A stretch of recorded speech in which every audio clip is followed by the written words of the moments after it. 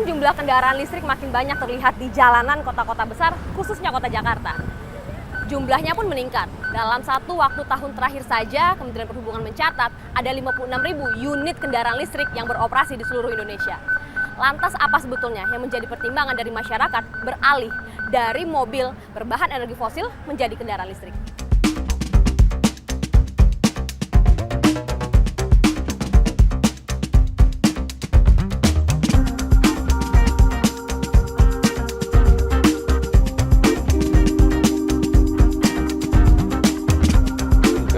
Paling enggak aku mulai dari sekarang lah untuk anak-anak kita ke depan. Ya paling dengan gimana? Ya kita convert dulu pelan-pelan listrik. Jauh lebih efisien, nggak menyebabin nggak menyebabkan polusi gitu kan. Ya harus cepat-cepat perbanyak mobil listrik ini. Ternyata selain kontribusi kepada lingkungan, efisiensi juga menjadi salah satu pertimbangan masyarakat beralih ke mobil listrik. Mari kita bandingkan bagaimana perbandingan antara mobil berbahan bakar fosil juga dengan mobil listrik. Kalau BBM yang dibanderol seharga 12.400 per liternya ini bisa menempuh jarak hingga rata-rata 10 km. Namun mobil listrik per 1 kWh-nya ini dibanderol seharga 1.600 hingga 2.500. Jadi berdasarkan harga dari pengisian dayanya saja ini sudah berbanding sangat banyak, di mana pengisian daya dari mobil listrik ini memangkas 3/4 dari pengeluaran untuk BBM. Artinya selain dengan murah, ini masyarakat juga bisa memanfaatkan uangnya untuk hal yang lain. Lalu bagaimana nasib dari mobil berbahan bakar fosil apabila Menko Luhut menargetkan 80% masyarakat akan beralih ke mobil listrik pada tahun 2030?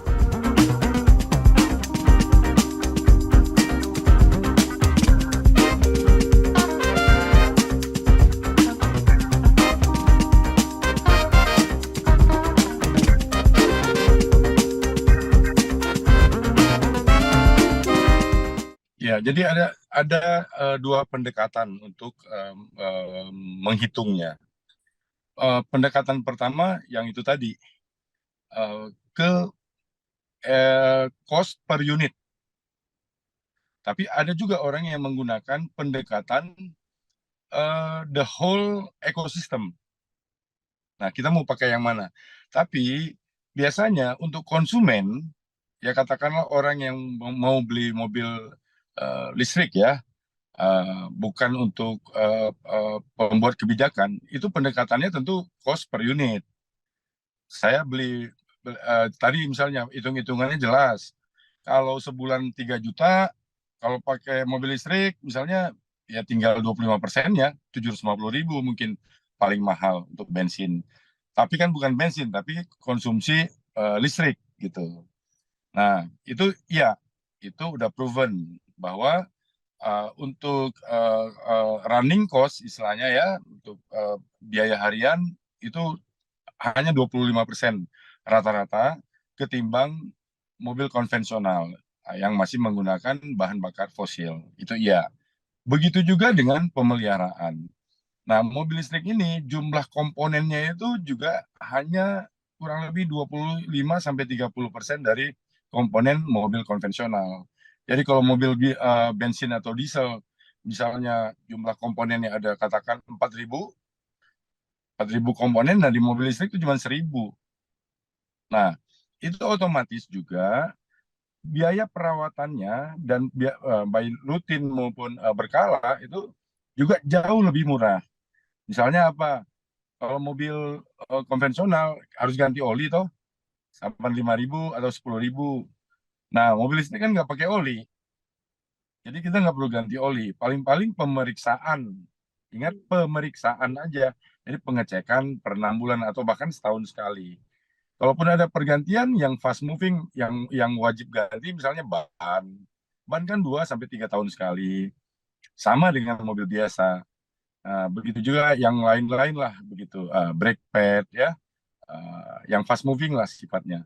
Nah, tapi komponen mesin itu banyak sekali yang berkurang untuk di maintenance, untuk dipelihara atau diganti gitu. Nah, jadi efisiensinya dapat dua nih. Pada saat menjalankan bensin irit, maksudnya nggak pakai bensin, biaya untuk listriknya juga murah, dan biaya pemeliharaannya. Plus kalau pemerintah masih meneruskan kebijakan ini, kan pajaknya juga disubsidi. Gitu. Nah, sekarang mobil listrik paling-paling 1 jutaan. Dengan harga yang sama, mobil konvensional itu bisa di atas 10 juta kan pajaknya, begitu. Nah, kalau pendekatannya cost per unit, ya begitu. Nah, tapi tadi ada yang saya bilang tuh yang orang yang melihat ekosistem. Nah, dalam jangka panjang banyak yang berargumen belum tentu juga lebih irit. Malah ada yang bilang lebih boros gitu. Karena apa? Karena listrik yang kita gunakan masih menggunakan bahan bakar fosil juga kan. Mendorong penggunaan mobil listrik bisa jadi tidak hanya berkontribusi baik bagi bumi kita, tapi juga bagi kantong kita. Jangan hanya karena ikut-ikutan ataupun FOMO bahasa anak sekarang. Kita lupa ada satu hal yang lebih penting, yakni membangun ekosistem dari kendaraan listrik itu sendiri. Tim Liputan Kompas TV, Jakarta.